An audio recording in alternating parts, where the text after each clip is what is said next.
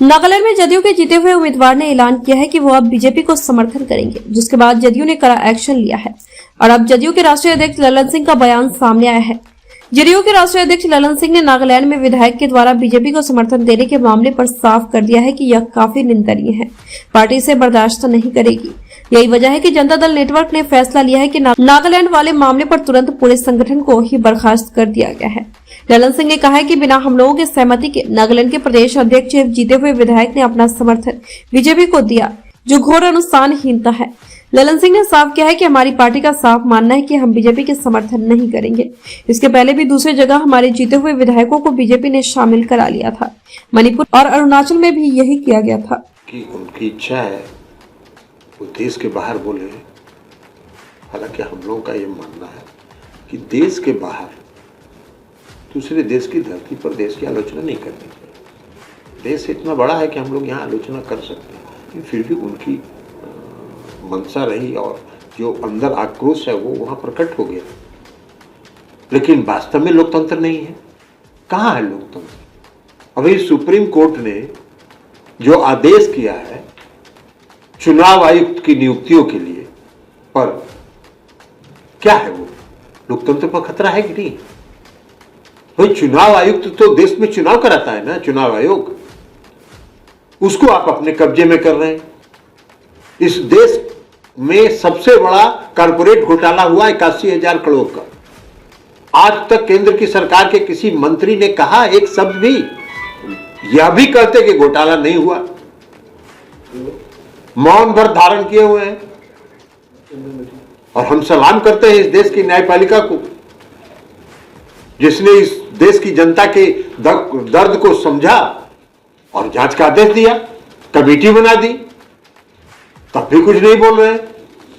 अरे भाई, आपको अगर मंशा आपकी साफ है और कहीं कोई बात नहीं है तो मांग है विपक्ष की संयुक्त संसदीय समिति बनाने की, तो उसमें क्या दिक्कत है आपको? साच को आज किया।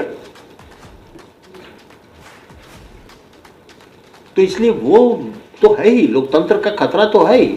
सारी संस्थाओं को जिस तरह से सीबीआई, ईडी, इनकम टैक्स का इस्तेमाल किया जा रहा है, जिस तरह से संवैधानिक संस्थाओं पर अपने मनोनुकूल लोगों को पदस्थापित करने की का जो सुनियोजित षड्यंत्र चल रहा है, ये क्या है?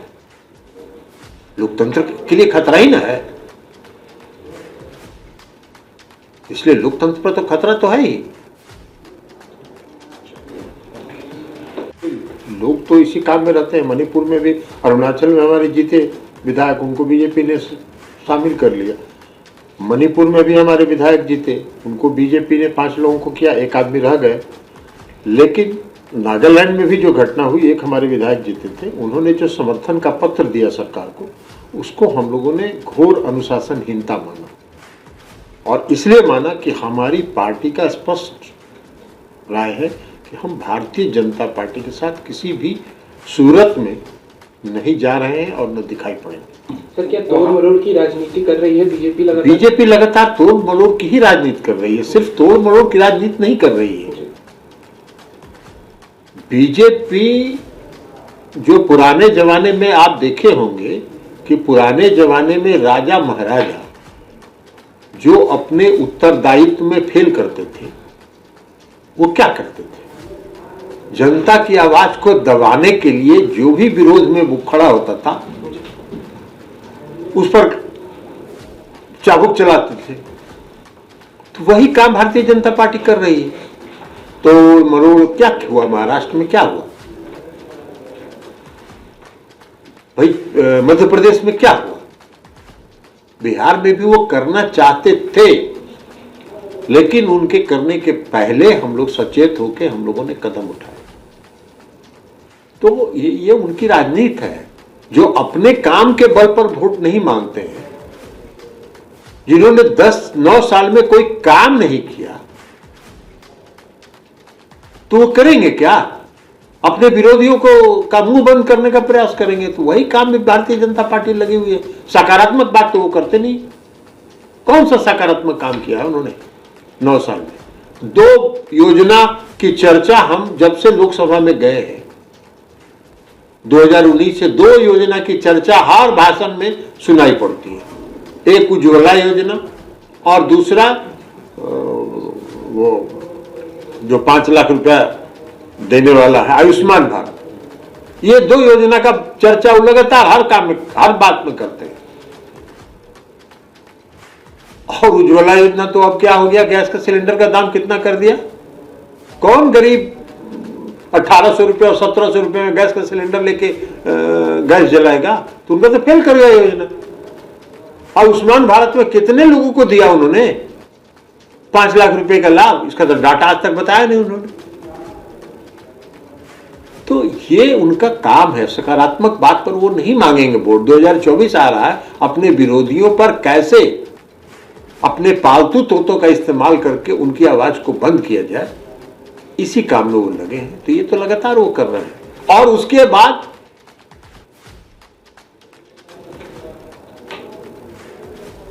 भ्रम फैला, अफवाह फैला। अभी तमिलनाडु और बिहार के बीच में जो तनाव पैदा करने का उन्होंने अफवाह फैलाया, क्या हुआ? कुछ नहीं हुआ, कोई घटना ही नहीं हुई। बिहार की टीम भी वहां गई हुई है, तमिलनाडु की सरकार ने जांच किया है, कोई घटना ही नहीं हुई है। और जो कोई घटना हुई नहीं, और गिरफ्तार कौन कौन लोग हुए हैं? तमिलनाडु की सरकार ने जो गिरफ्तारी की है, किन किन लोगों की गिरफ्तारी हुई है? तो अफवाह फैलाना, भ्रम फैलाना जनता के बीच में, अपने विरोधियों को दबाना, अपने विरोधियों की आवाज को बंद करना, यही सरकार का फितरत है। और इसी पर काम करके वोट लेना चाहती है। जनता इस देश की बहुत सचेत है और बहुत सतर्क है, उस समय आने पर हिसाब बता देती है। क्या करेंगे, लेकिन उससे कोई फर्क पड़ नहीं रहा है। 2015 का विधानसभा चुनाव याद करिए। 2015 के विधानसभा चुनाव में ये सब लोग साथ थे एनडीए के, और जिनको अभी उन्होंने Y+ की सुरक्षा दी है, तो कितना सीट लड़े थे और कितना जीते, 0 पर आउट हुए थे। तो इसलिए ये सब काम है उनका, ये सब चलता रहता है। सर, बजट को लेकर भी कह रहे हैं कि केंद्र सरकार के पास बिहार सरकार जाएगी कटोरा लेके, कुछ तो है नहीं बजट में। बजट में हमारे यहाँ तो जो बजट में है वो केंद्र के भरोसे चला रहे हैं क्या? बिहार में जो हर घर नल का जल योजना चला, हम एक योजना की सिर्फ बात कर रहे हैं। ये 2015 में इस सरकार ने घोषित किया और उसको पूरा कर लिया। केंद्र की सरकार ने इस योजना को 2019 में एडॉप्ट किया और केंद्र सरकार ने कई चिट्ठियां लिखी बिहार सरकार को। लोकसभा में भी यह मामला उठा कि हमसे भी कुछ केंद्र के सहयोग ले लीजिए जल जीवन मिशन में। लेकिन बिहार की सरकार ने कहा कि 1 रुपया नहीं लेंगे आपसे, 1 छदाम नहीं लेंगे आपसे, अपने बलबूते पर हम ये काम करेंगे, क्योंकि आप कुछ पैसा दे दीजिएगा, कहिएगा कि तो मेरा ही योजना है, हम ही दिए। अरे जो देना है बिहार को विशेष राज्य का दर्जा, वो क्यों नहीं दे रहे हैं, जिससे बिहार का भला हो, पिछड़े राज्य का भला हो। और सिर्फ बिहार ही नहीं, अन्य भी पिछड़े राज्य हैं, सबको विशेष राज्य का दर्जा दीजिए। सर, उपेंद्र कुशवाहा कह रहे हैं कि बिहार में लॉ एंड ऑर्डर की स्थिति बिगड़ गई है। छोड़िए ना, उपेंद्र कुशवाहा जी अभी उधर गए हैं तो क्या बोलेंगे, और बोलने के लिए उनके पास है क्या?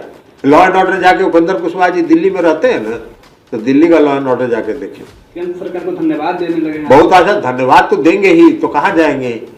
जाएंगे उनके गोद में तो उनका स्तुति नहीं करेंगे तो क्या मिलना है उनको? कुछ मिलना तो है नहीं, स्तुति तो करना ही पड़ेगा। नॉर्थ ईस्ट में सरकार बनी है, तुमका कहना है कि 2024 की झलक बीजेपी का। मेघालय में तो अभी गए थे ना इस देश के गृह मंत्री इस चुनाव प्रचार में, मेघालय के चुनाव प्रचार में, और उन्होंने ये कहा कि मेघालय के मुख्यमंत्री जो हैं इस देश के भ्रष्टतम मुख्यमंत्री हैं। और अभी कहां बैठे हुए थे 3 दिन पहले? कहां बैठे हुए थे? सपोर्ट नहीं कर रहे हैं, वहां जाके बैठे हुए हैं ओथ में, शपथ ग्रहण में। तो यही इनका है, तो क्या करिएगा इनके बोलने का? राहुल गांधी लंदन में जिस ढंग से बोले हैं बीजेपी